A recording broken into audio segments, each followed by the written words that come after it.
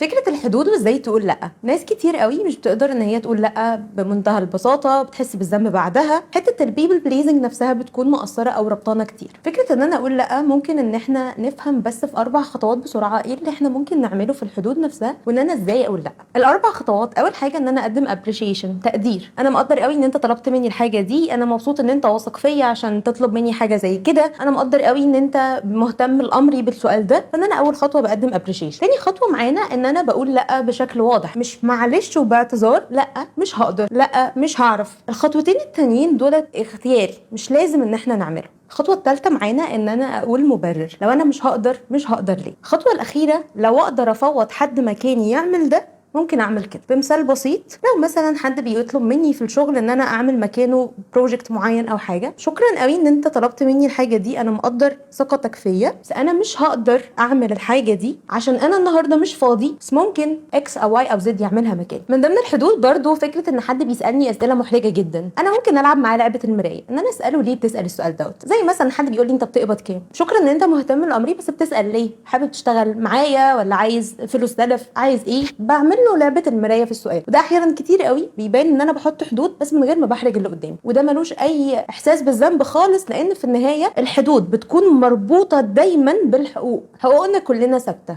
ان انا من حقي يبقى عندي حقوق نفسيه، ان انا ما حدش يضغط عليا او يمانيبيليت ليا او ان هو يكون ابيوزنج. اصلا فكره الحدود الجسديه كمان، ان انا من حقي اخد المساحه بتاعتي والبراح بتاعي. فكره الحدود بتاعه التوبكس، مش اي حد يقدر يتكلم معايا في اي حاجه، انا محتاج اعرف حقوقي نفسها في الحدود علشان ان انا اعرف اقول لا من غير ما احس بالذنب، ودي ثابته عندنا كلنا.